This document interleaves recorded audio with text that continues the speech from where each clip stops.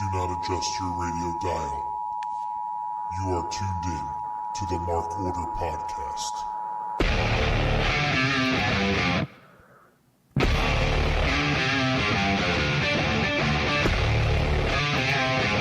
Join the Mark Order.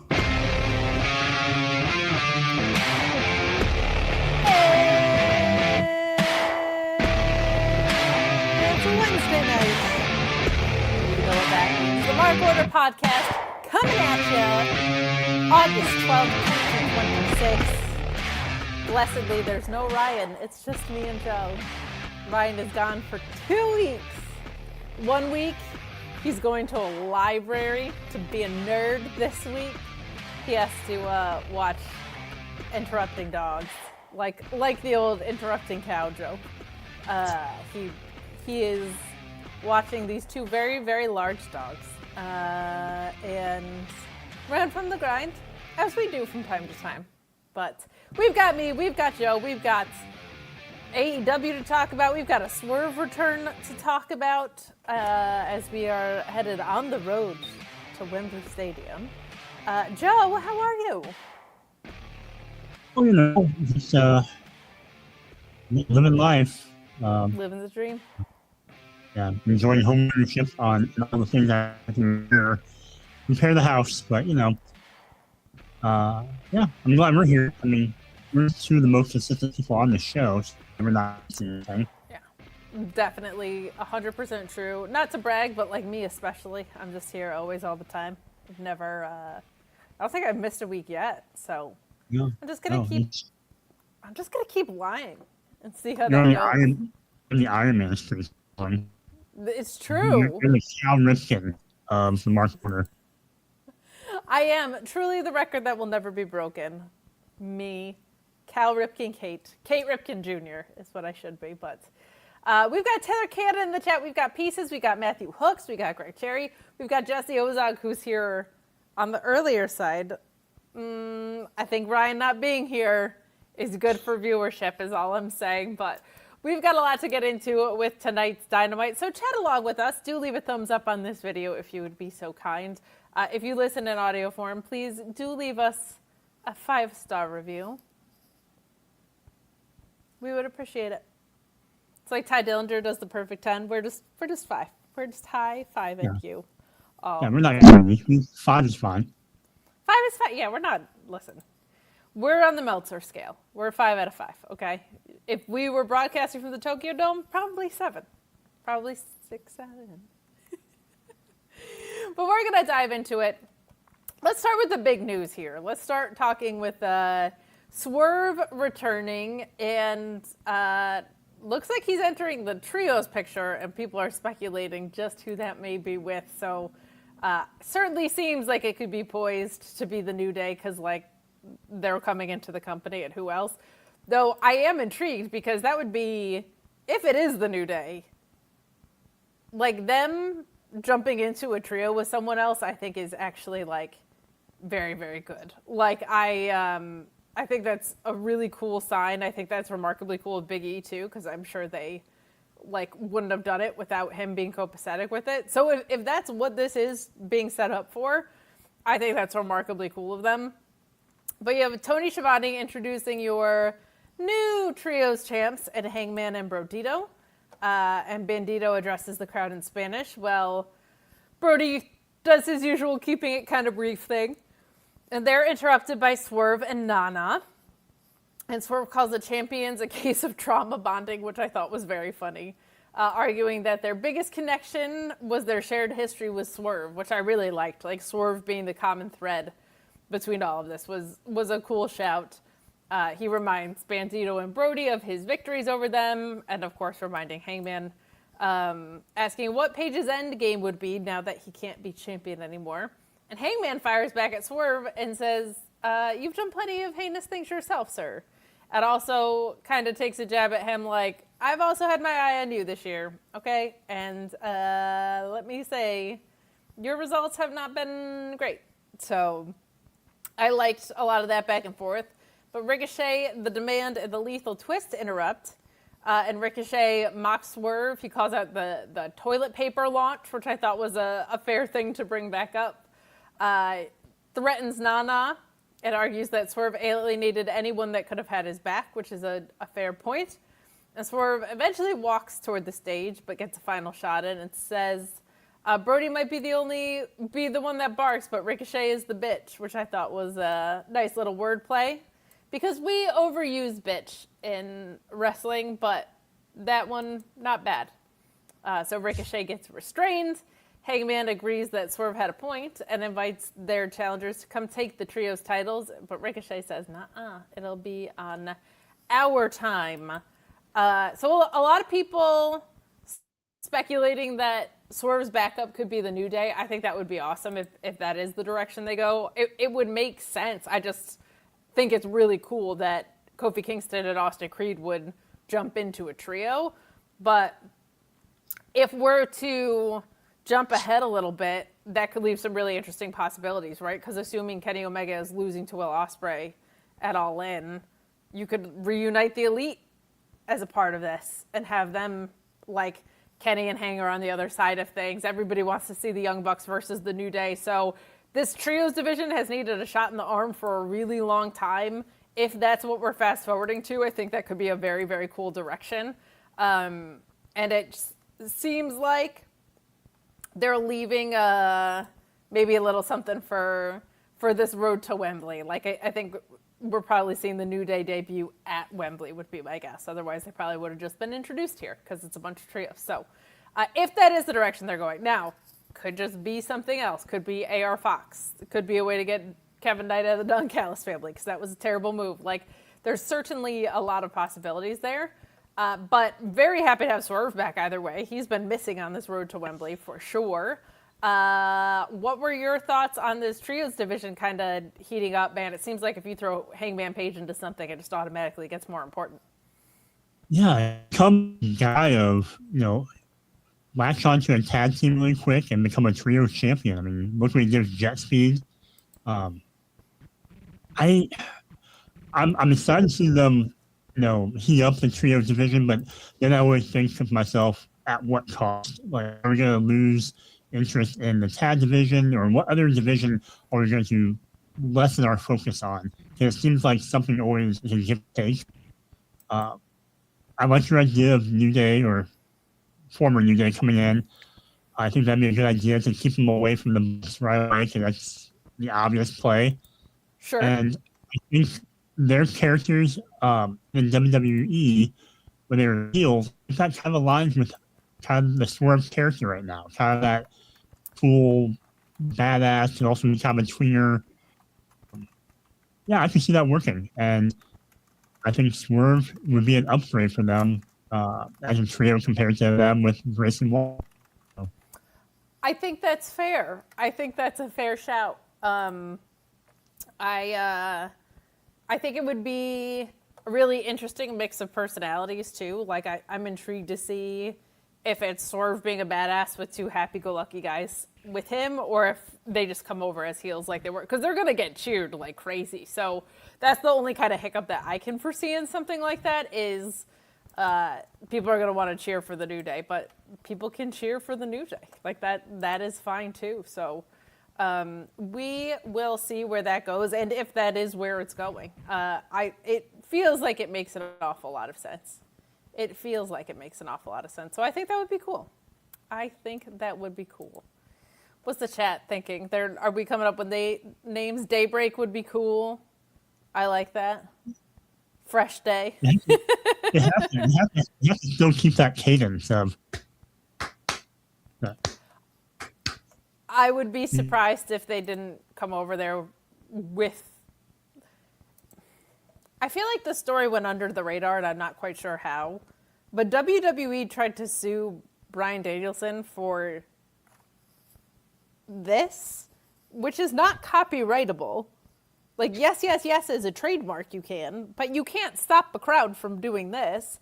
Mm-hmm. And he wasn't doing that at the time that they made this lawsuit. And then he was like, well, fuck it, I'm going to bring it back now. Because that's in perpetuity. Like, you can't sue over that. So I would be shocked if they didn't even just as a matter of spite, want to do that. But let's keep rocking and rolling. Where did I put my notes? Come on. My window is... my internet's been so good. It's been so good, and now it's disappeared again. Where did it go? Where did it go? Go. My lovelies. Hold on. I like the whole music. That's nice. I want to know. Well, we could just take it back to the top, honestly. That's fine. We can take it back to the top with our bruv who opened the show. He's kind of waxing poetic about Mexico and the Mexican fans lifting him with what had happened to his grandfather years ago. And now I have to get my notes because I want to get into the specifics. Click. Open. Wide open. Let's It was a long go. promo. It was a really long promo. That's why I'm like, and it felt long. Also, we'll talk about this in a little bit, but Excalibur, Tony Schiavone, and Paul White is not it on commentary. I'm sorry. Absolutely not. But anyway, he talks about the privilege. I was going to say, probably what happened when, Danielson's busy taking care of his wife and helping her out at home and not able to. Give Ian Riccaboni $1 million. Like, this booth is bad. And, like, Tony Schiavone in the main event, I was going to save this for then, but I'll just rant about it now. He has, like, the fucking nerve to say, are you guys surprised Jon Moxley is on the mat, like, starting this match on the mat? He's trained in BJJ, which is an entirely ground-based form of martial arts. And his opponent is Jack Perry. Like, what? How does it cross your mind to say that this was fucking... He's so good at in-ring interviews and backstages and stuff like that. Get him off this commentary guest. He is terrible. But there's something about a Mexican toilet with this. But we get into the more generic babyface Will Ospreay stuff of him saying that he'll leave every piece of his body in the ring for them. 20 days out from the biggest night of his life. He's in a Mexican street fight. And I like that he said this because it did make me wonder. I was like, why is he having this violent of a match this close to the pay-per-view? And he said, like, it's because I wanted to set an example. And then it sucked to go through, but he hoped everyone at home enjoyed it, which I thought was cute. And that he knows that one person was watching from at home, and that was Kenny by God Omega. And Will knows that Kenny is back tonight. What an accomplishment here. And he doesn't get Kenny, he gets Don Callis. Las Vegas is home to AEW, and while Will couldn't wait to compete here, Don couldn't wait to get the hell out of here. Together, Callis and Omega screwed Jon Moxley for the world title. We get this is very, very, very long. Any highlights so far that you want to cover while I get my proper notes back up? No, not really, other than the fact I feel like Ospreay had really gone to the school of Kenny Omega promos where he tells these long stories and just rambles and rambles. And you finally get toward the last minute of the promo of what we're doing. I want Ospreay to have more of an edge. Yeah, I feel like we're getting to Wembley just in time because there's enough people already being like, I kind of want Kenny to win. And I think it's a mixture of things here. I think it's been very predictable for a long time, and I do believe it's the right call. Like, it absolutely should be that. It should be Will Ospreay winning in his home country. You don't want to put this off. You don't know how people can get injured again. Like, he's legitimately the best wrestler in the world right now. You have to take advantage of that right now. And I just feel like him being kind of a stock baby face while all this is going on, while it's predictable, is kind of dampening it a little bit.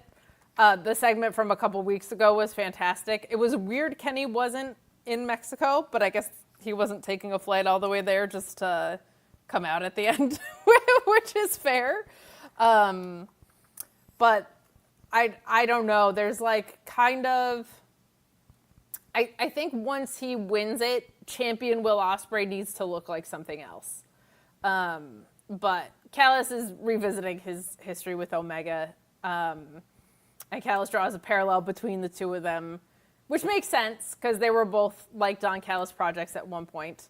But Callis says that the road to All In isn't paved in gold, it's paved in blood. And Trent Beretta, Rocky Romero, Doyle, and Davis all attack Ospreay, but Kenny comes to make the save. Omega is carrying a pipe and clears out the Don Callis family from the ring, which is a nice nod to Riho, I thought, here. Omega says Ospreay's passion is genuine, but he has a tendency to wear his heart on his sleeve, and that also can make him a fool. Callis warned him about Moxley, but Ospreay won't listen, and Omega extends his hand anyway, and Ospreay accepts. Kenny says that he won't save Ospreay again from now until Wembley. It's just Kenny and Will. I think they're trying to spice up what the picture is going to look like after Will wins by teasing Moxley, right, with his Death Rider stuff, the Casino Gauntlet, and I've liked that there's been a constant stream of people coming after the title. I think that's been part of the AEW strength this year. But of all the shows that did not need a 15-minute overrun, this was one of them. Like, this segment did not need to be this long. This whole show had a lot of filler on it, honestly. Like, this going as long as it did just felt very unnecessary. But are you fatigued on the Don Callis family, or does this intrigue you? No, the only thing that intrigued me the most was when Don Callis talking about, how all these guys eventually thought they didn't need Don Callis, and eventually, Callis backstabs them, whether it was Omega or Ospreay, and that just kind of further, foreshadowed the segment we got later on with him and Fletcher talking about the three-way match they're having with Okada and Takeshita later. Yeah, I think that's probably going to be, like, from an in-ring perspective, very, very well could be match of the night. I'm sure Kenny will do everything he can, and so will Will, to make that not true. But, like, that triple threat is going to be a force to be reckoned with, I think. But let's keep rocking and rolling. We have our Casino Gauntlet number 2 entry qualifier. Another kind of thing that's going on too much with AEW is, like, we have a Casino Gauntlet and a tournament, and the winners of the Owen are cashing in at All In. Like, there's too many devices, and I'm not an AEW doesn't have story person because, like, 2 weeks ago, Will and Kenny did a phenomenal job selling you a ticket to Wembley. Mercedes and Willow did a phenomenal job selling you tickets to Wembley. But there are far too many devices and there are far too many belts. Like, it needs to...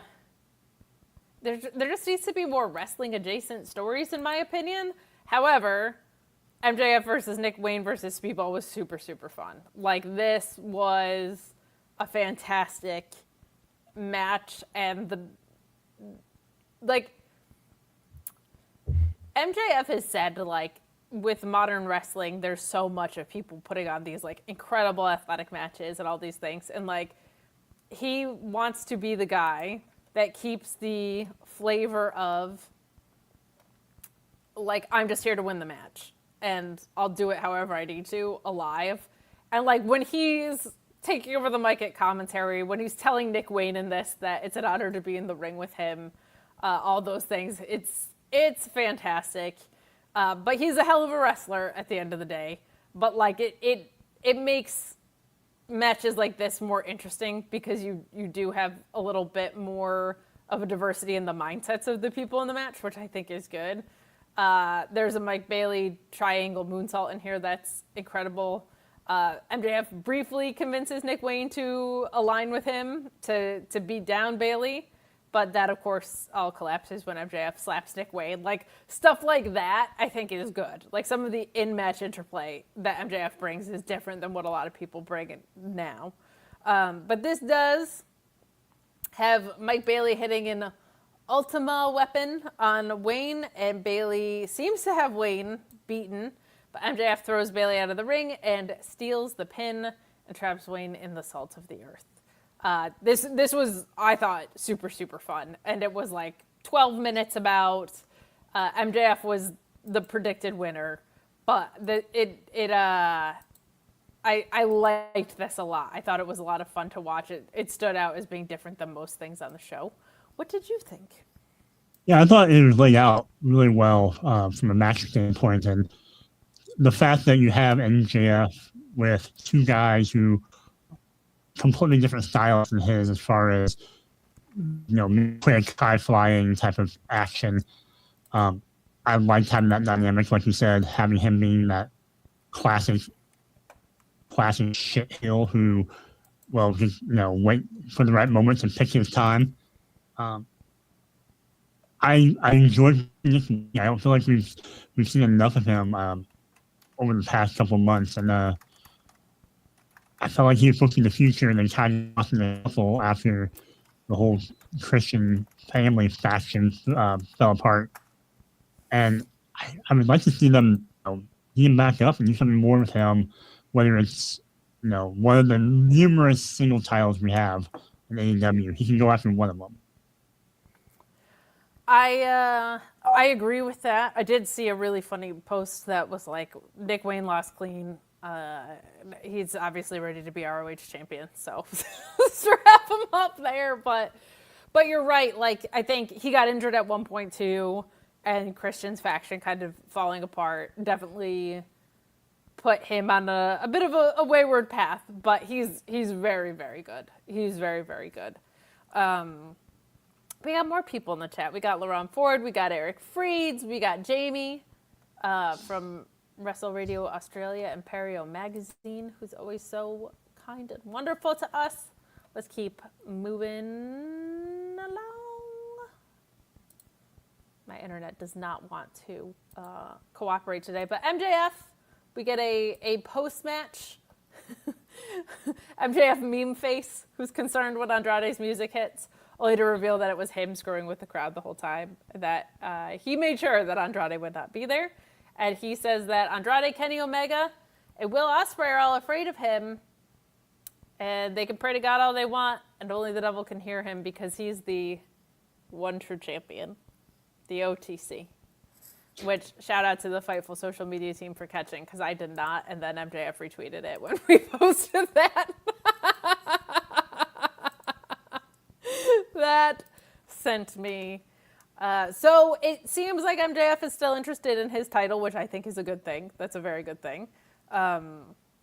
He should always be trying to get back to it, and he should be getting derailed by it, right? Like that's something there. So it does look like a Will Ospreay title reign may have MJF and Jon Moxley as potential suitors for it, like right off the bat, which I think is cool. Assuming that he's the one that wins. Does that intrigue you at all? We got that. People love to like shit on the iron match between MJF and Will Ospreay because of the pacing, and it was like, had they put their foot on the gas for an entire hour, meh. Like they got mad at that it wasn't like that the cadence wasn't in and out, and I'm like, do you know what cardio that takes? That's fucking insane. And yeah, it's one match in their history, and like there's going to be so much more going in the future with them. And sure, I think having a champion versus a champion, I think that'll be a lot of fun with MJF and Ospreay this time around. Sure. Are you surprised that MJF's program going into Wembley is the Casino Gauntlet? Because I didn't love that aspect of it. With all the work that he's done this year, I think the best work we've seen out of him, twice a champion, kind of quarterbacked AEW through a lot of this year. I'm wondering if maybe his knee still is kind of beat up, but maybe they're just trying to put him and Andrade one-on-one off until All Out, which is a marquee match. I wouldn't be mad about that. Are you kind of let down by that, or are you like, nah, he's had his time. Casino Gauntlet works for him. I think it's a good way to use him now if you can't get the Andrade match, one-on-one match right away, to buy time and to just get him on the show and get him close to the title, but not necessarily in the title picture right away if you do have an Ospreay Mox match first. Sure. Yeah, I'm with you on that. Certainly, it's wrestling too, and he could get stymied on the way there. So we will see. But we have the Divine Dominion invading the Brawling Birds' bar, which I liked this a lot. Megan Bayne and Lita Cross invading the bar ahead of their title match, and they say that the Birds are undefeated, but argue that there's a difference between being undefeated and dominant, which I think is actually like kind of a cool distinction between the characters, because obviously like the Brawling Birds hit like trucks, like that's part of what we love about Jamie and Alex, right? But I feel like the poise of the Divine Dominion team should be saying things like that. And they say that the home country advantage won't save the Brawling Birds. And I disagree. Then they commit the biggest sin of all, and they drop their drinks before actually toasting with them. I actually thought this was cute. This was like a fun clash of how these characters interact, I feel like. I think I'm really expecting them to maybe toast with ice fine wine, Sure. or maybe a little champagne, and then break the glass. But I enjoy they drop the beer and you kind of show that it's not up to their class and their standard. So I thought it was cute. A cute little dig.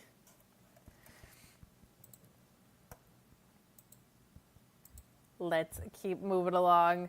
Mick Foley hangs with the Bang Bang Gang. He's backstage with Jay White and the Bang Bang Gang ahead of Jay White's Continental Cup match. He addresses David Finlay and saying Finlay won't have anyone helping him tonight because those are the rules. And the rules are meant to be respected, but he promises to beat Jay Finlay one-on-one and move another step closer to the Continental Championship. And Foley even gets a bit of a guns up pose. And that brings us into this match, which carries the history between the two of them a little bit pretty nicely here. Jay White does win. I am intrigued to see if he wins the whole thing. I feel like there's all these things of like Eddie Kingston or Claudio and possibilities like that. But I could see Jay White finally being healthy and getting this. But really strong match. These two obviously know each other super well. But Finlay trapping White in the ropes and hitting that leg drop I thought was great. And White answering with that snap Ronda was fantastic. Finlay using Rick Knox's intervention to sneak a double chop to the throat was a cute, dastardly little move there. I liked that a lot. Very, very Finlay coded. Very, very in line with him. White hitting that flatliner German sequence, but then starting to favor the neck. Like that was some good storytelling without it being overly done. But you have a brain buster over the knee for a close near fall. 3 consecutive short-armed lariats to put White down, but Finlay goes after White, and Jay escapes the back.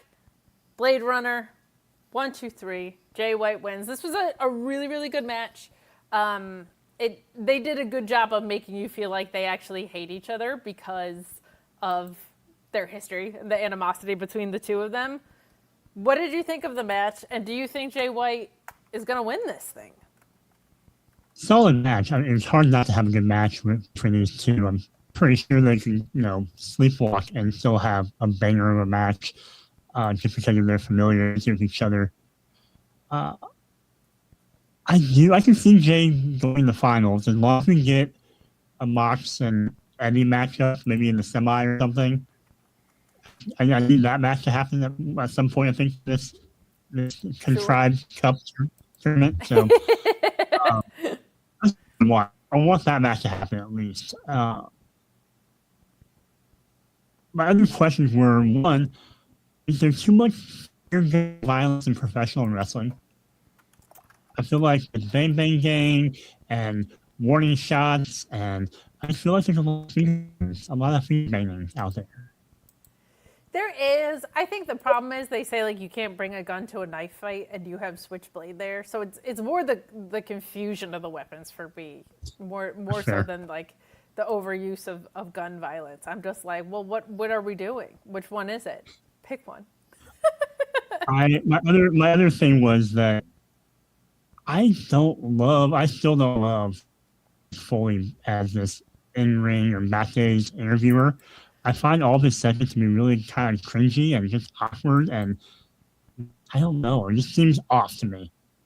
Him trying to be this kind of like bumbling backstage interviewer who's kind of nerdy and be in on the thing, but it just seems like an odd use of him. I like Greg Cherry saying this is your warning stab or something. By the way, I find that very funny. Yeah, I think it's almost like we like know too much about Mick Foley the character or something. Like there's a reason backstage interviewers are usually independent of this role. Like we don't see a lot of wrestlers turned backstage interviewer for this reason, because it feels like completely unintentionally, but like they pull focus and it is a little cringy. Like it feels like the wrong context for Mick Foley to be in, like backyard. And I'm also like, you have Alicia Toot signed. Like, why don't you use the ones that you have? Oh my God, Brian Cage's wife, who's also great. You have the one that I always want to call Mackenzie Mitchell, but she's not, Cass's girlfriend. Oh, Lexi Nair. I always, when Mackenzie Mitchell's on screen, I want to do that too.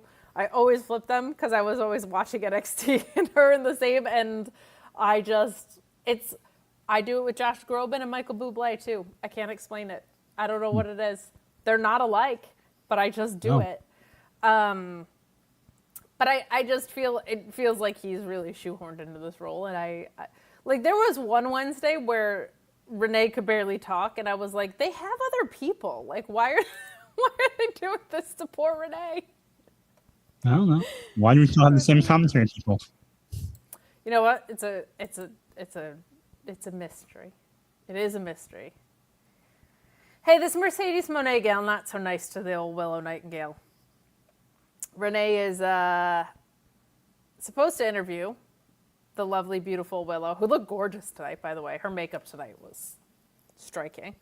But she doesn't get the chance because Mercedes Moné comes in and attacks Willow with her own heart title. And this is short and violent, and Mercedes doesn't want to talk. But she keeps going after Willow's smile in this. She also did a thing on social media after the attack, like, look what I just did on Instagram Live and stuff. I'm encouraged to see that. I'm encouraged to see feuds being sustained in interesting ways on social media.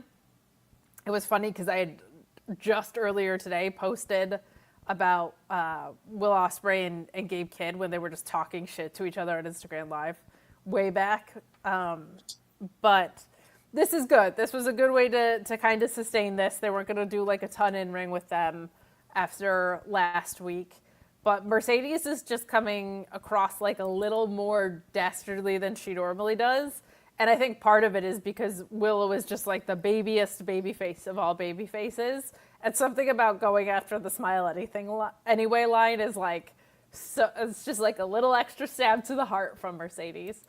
There was also a sign in the audience or something that said Sasha come home, and Mercedes Moné has since tweeted. Let me pull up the exact tweet. They always send feds to watch our show, which is hysterical. I love it. But any thoughts on this? I like refreshing setups and uses of social media like this. Oh yeah, I like if we have it available, you might as well leverage it and build story on it. and with Willow and Mercedes, they have a long of history, so you have to kind of find new ways to keep making it interesting. And I think they do that. And yeah, it was one of the better builds and one of the matches I'm probably looking forward to the most going into All In. They sold me hard on it 2 weeks ago when Willow came out for her celebration and Mercedes came out after. Like, all of it just came together so well, in my opinion. Like, the way the crowd was reacting for Willow, the like authentic overwhelmment from Willow, and Mercedes just coming in to spoil it. I was like, they could sit on a toilet the rest of the build and I would still be excited for this match. Like, they fucking killed it a couple weeks ago. So this is good. This was just like a nice refresher, a nice reminder on television that's the case. But guys, please leave a thumbs up on this video. And please subscribe to our YouTube channel if you haven't already. It goes a long way in helping us. We appreciate it as we continue through, because we talked about Swerve at the beginning, and we now have your TNT Championship match, Kevin Knight versus Chris Jericho. Okay. Our least favorite match of the night. Yeah, like, the fact that Jericho's having this match and not Ciampa, I'm like, what are we doing? Like, this is bad. I did enjoy the DVD on the ramp. I did enjoy Kevin Knight attempting a pin with his feet on the ropes and Aubrey catching it, but moments later Jericho doing the same thing and Aubrey missing it, because that just seems like, even as a face, that sneaky Jericho. But you have a bunch of Don Callis family interference here. Knight hitting that coast-to-coast jet kick, which always looks good. And Jericho countering Knight's UFO splash with a code breaker. But we do have a crash landing here for the pin after Knight low blows Jericho. This was 13 minutes. It felt like 17. Hard pass. Your thoughts on this? Yeah, it just felt, to add to the feeling that it felt long, was that it seemed like some of the time was off of the things. And what I'm most disappointed in is the fact that Kevin Knight won with the blow, which means we're going to have a rematch. And I don't want a rematch. I don't either. I don't even want the rematch that everybody else wants to see, because Darby Allin lost clean and already got a shot, and they're just running this back again anyway, I guess. But we do get a promo with a very cool Darby-like setting behind him, which I appreciated. And Darby basically says, I didn't even have time to process losing my championship, because right after I did, Kevin Knight attacked me. And Darby says the title meant everything. He was defending it week after week. He was burning the candle at both ends. And he says now Kevin Knight's doing the same, because he's like going after... He's got a bunch of defenses in his back pocket and was going after the world title at the same time. To which I say, just burn the candle at the end where the wick is. Stop burning it at both ends. That just seems crazy. And he says, you beat Chris Jericho, the first ever champion here, which is all Jericho's good for right now. But Kevin isn't ready for the kind of match that Darby intends to have with him at All In, which makes me think it's a Bruv casket match. But if Knight proves him wrong, Darby will acknowledge Kevin Knight and say that he saw the Kevin Knight that he had seen in him years ago, that he is that guy. This would be all well and good if he didn't already beat Darby. Like, there's... I don't really know why we're running this back, but I feel like they just swung and missed on the fact that, like, this should be Speedball and Kevin Knight, and the chat saying the same thing. LaRon is saying Speedball should get a rematch versus Kevin Knight. Darby should move on to one of the other 900 men's titles that they have. What do you think? No notes. I agree with all that. We kind of blew by the Speedball thing really quickly, I think. They had, like, one match or something like that. Yeah. It should have been a lot more personal with, like, the history they built up there. And yeah, Darby's become the kind of whiny character of a you know. There's not a lot of reasons sometimes he deserves matches, but he keeps, like, whining and begs for him, so he gets them. Yeah, I don't know. I haven't liked Darby's character in the last I don't know, last couple months lately. Yeah, I feel like the momentum coming out of the Gabe Kidd matches were really good. The title reign was good. It's just kind of like that is Darby's Everest in AEW, like pun very much intended. Like I don't think I don't know if there's like a greater thing for him to reach. And the TNT title being the one that he's won multiple times, I'm like, yeah, I guess. But like this is why you should have title adjacent stories that people can jump into. I don't quite get it. But let's move on to Chris Statlander versus Viva Van. Very happy to see Viva Van getting more reps on TV and in ROH. She had a tag match with Vert Vixen as well, which was like flying 4Vs, which is lovely. This was short, only 3 minutes. Of course, the women's match gets 3 minutes. But this ends with a Statlander hitting a kick and the discus lariat, and we get a Wednesday night fever really here. Viva had a great snap rana in this. Statlander with her own step-up head scissors in this. This was fine. It was 3 minutes. And the drama continues, of course, with Shida and Persephone and Maya World and Thunder Rosa later. Do you want to just roll it all into one since that was a 3-minute match? We'll do that. Hey, sometimes all you need is you get 3 minutes. And if that helps move things along, then... Listen, some matches need Blue Chew, and that was one of them. But Shida and Purse versus Maya World and Thunder Rosa. This was good. Like, this was Maya just refusing to be bullied by Persephone early on in this. And, like, Persephone is a bully. And I really liked that. There was Rosa. This is the best Rosa's looked in a long time. I think some of those maybe longer-term injuries that she had are, like, healed for real because she looks a lot better. But Rosa countering a double-team suplex into a double Rana was really good. You had Maya catching Persephone with a pump handle suplex while still dealing with Shida, which was cute. And you have Persephone grabbing Maya, but Maya moving and Shida accidentally kneeing Persephone, which Maya wisely capitalizes on with another pump handle suplex. And Maya World and Rosa are the winners here ahead of a 4-way championship defense. So I think Maya World has just really delivered with every inch that they've given her. Like she has made it count. She's looked really good.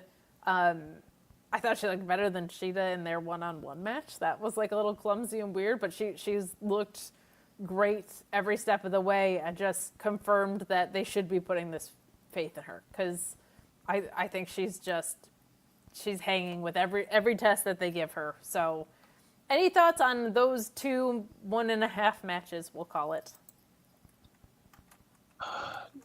No, not really. I liked, I thought Staten so much better on the mic after her match, talking.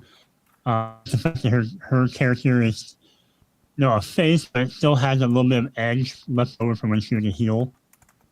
Yes. I love the fact that they have a lot of faith in Maya World right now, and they're very much striking while the iron's hot with her. And it's just not kind of mixing someone new into the division. And yeah, I guess I'm interested to see who will win that 4-way. I assume it's Maya, but I hope it is. You kind of assume that like Stat and Shida will probably equalize themselves a little bit because they can't help themselves. So we'll see. But I hope they give Maya a longer title reign. I know it kind of came about quickly because of the circumstances, but she's done good shit. So let's keep it going. You have Kyle Fletcher getting his all-in wish here. I liked that he said this. He was like, it's the International Championship, but I've defended it in 3 countries, 3 different times. And hell, let's do it in London. And Callis says that Tony Khan agreed. And there's a former international champion who never received his rematch, and that's Takeshita. And there's another one, and that's Okada. And this is the three-way dance that we were anticipating. And I think it's going to fucking rule. But Kyle Fletcher is not happy about it. Okada, just smirking all happily he's just become a scene stealer, which is fun. He was never that in New Japan, but this is really, really fun. So, Don Callis successfully gets his family a 100% chance of retaining, really. I mean, I know Takesh just kind of left, but certainly at least the alumni here. I can't wait for this. I think this is going to be fucking fantastic. So I'm hyped. Are you excited about Don Callis' family infighting? Absolutely. I'm waiting for. I just want to get the Kyle Fletcher match, and then have Callis pick one. And the lack of pink by Fletcher tonight. He wasn't wearing nearly enough pink. Yeah, it was a little uncomfortable. I let it go because it was backstage, but it made me a little sad, if we're being honest. Like that's Kyle Fletcher losing his smile is when he's not wearing pink. But let's talk this match between Jon Moxley and Jack Perry. And then, we're coming in under time tonight, which is uncharacteristic from us and definitely not matching with AEW because they had a 15-minute overrun with this episode. But you had a backstage earlier with Claudio, Pac, Jon, Moxley, Wheeler Yuta, and Marina, who appear ahead of Moxley's main event. And Pac reiterates the group's mentality here. It's us against the world. Moxley focuses on Jack Perry and promises that he isn't going to get a favorable role against him in Vegas tonight, which I love a good cheesy line from people who are deathly serious. But we have Tony Schiavone saying the asinine thing on commentary that was at the top of my notes. I'll reiterate for those of you who joined late because I think it's fucking egregious that a professional commentator on weekly television commentating a match between high flyer Jack Perry and BJJ trained Jon Moxley would say, "Oh boy, do you think Jon Moxley is comfortable on the ground here? Are you surprised that he started this match at the ground?" Maybe very annoyed, as you can see. But this is refreshingly more technical because that's maybe not what either of their styles are known for, despite the fact that Jon Moxley is a very good technical wrestler and Jack Perry is no slouch either. But this is the Continental Cup. It should be kind of like that, I think. But Mox getting a double leg takedown and mounting Perry before he gets a clean rope break here. Jack Perry's in-ring strength to me is his ability to just accelerate a match with his offense and then also be able to realistically slow it down. I think he's good. We get that snap Rana here. We get the baseball slide and the tope attempt, but Moxley catching him with an elbow, which was really, really nasty. There's an attempt at a sliced bread in this, but Moxley drops it. Moxley throws Perry through a table, but this is a Moxley win. You got to assume he's going to the finals because it would be really weird if he missed Wembley. But I like that Jack Perry looks strong in defeat. I'm intrigued to see where Jack Perry goes. He feels a little bit aimless right now, too. I thought the Davis feud was really good. I think he's settling in well, but I'm intrigued to see kind of what's on the horizon. But what were your thoughts on our main event that didn't need to bust the overrun like this? It was fine. I thought this was the first time that they've had a singles match each other. If that's the first time, I'm really surprised that they haven't wrestled before one-on-one. That is surprising. I feel like Jon Moxley brought out a very good side of him. I think that this was a better match than I thought it was going to be. But I do appreciate the technical side of it. I'm always a fan of Brown wrestling, chain wrestling. And I think what makes Jack Perry, I feel like he may always be a face because he plays the resilient babyface so well, where he was taking lariat after lariat and Moxley and all these little hope spots. I just think it works really. He pulls it off really well, and the fact that he was able to take all that punishment and then lose, but then earn Moxley's respect at the end. I think that kind of just goes to what Moxley's mission has been, as far as just wanting to fight people and have this brutal contest and earn respect that way. Sure. So yeah, I enjoyed the match from that aspect. I agree. Like, I so prefer watching Moxley work face, and if you told me Mox is going to be a face the rest of his life and MJF's going to be a heel the rest of his life, I'd be like, I'm fine with that. Like, I don't need anything different. He's just he has an ability to make you want to root from him, most importantly. But like this idea that you can, he just views this as how you do things properly. Like I really like that about him. Much like you were saying, I agree. Yeah. I agree. There's some different types of faces. We talked earlier about how Osprey was the over the top bubbly baby face, and then you have Golden Moxley, Retriever, 100%. Who's more grounded, like a more grounded baby face. I agree, and it's like I like that in AEW there's room for you to be a babyface who's also vicious. Like Eddie Kingston's been a babyface most of his career, and he's out here backfisting people and just fighting everybody. Like I like that there's room in that, and I like that. That's been kind of the ethos of the Death Riders and this championship run. Like that's cool. It has not always been the most interesting championship run, but it's been one of the most consistent, and Jon Moxley wrestles almost every week with it. So I'll take it. And I'll take that as our uncharacteristically short post show. I don't think there's anything that we missed here. The biggest news being that Swerve is back. I think that's great. And I will take him and whoever his partners are going to be. I hope it's the New Day. I think that would be really cool. But it's nice to see the wealth getting spread out a little bit. I think they desperately need it. They have so many titles, and all the star power was so centralized to the world title. Seeing that get spread out a little bit, I think is good shit. Is good shit. How are you feeling about All In? Are you getting hyped for this pay-per-view yet? Do you feel like they still got some more to do to drive this home for you? Well, I'm just trying to think of the matches that are out there so far and how many I'm excited about. Got the Women's World with Mercedes and Willow. All in.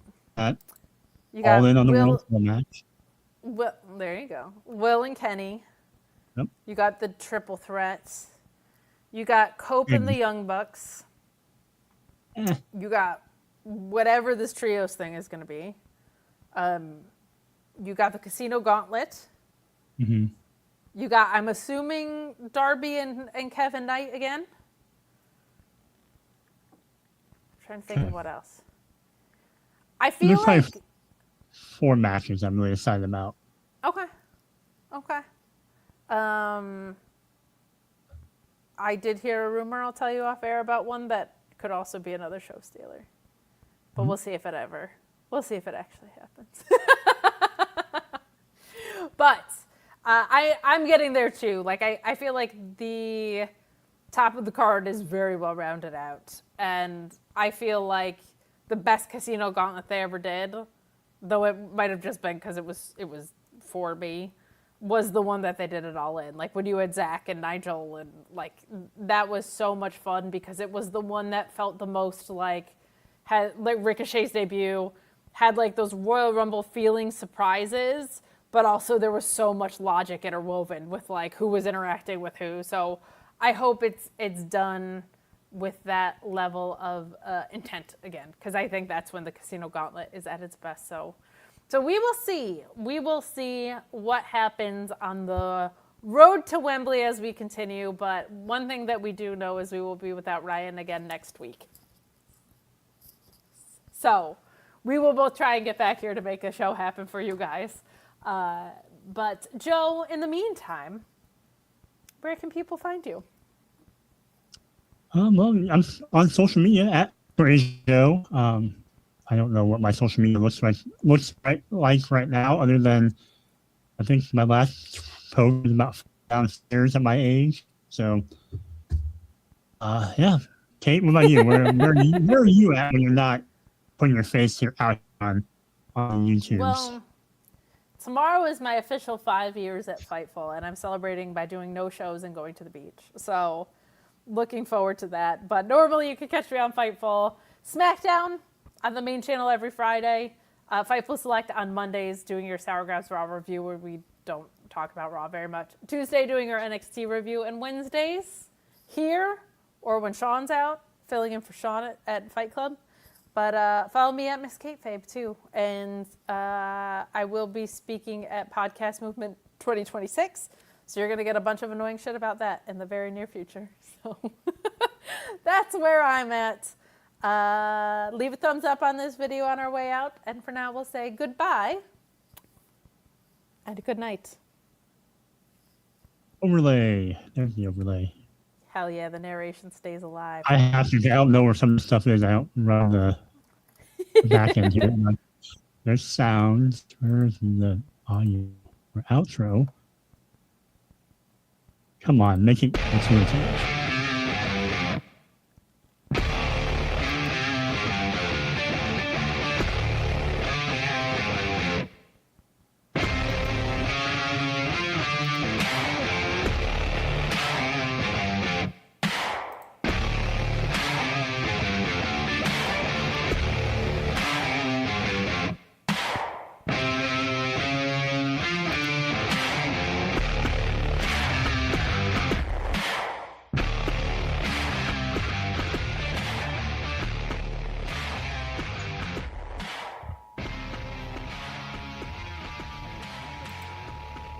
This concludes the Mark Order podcast.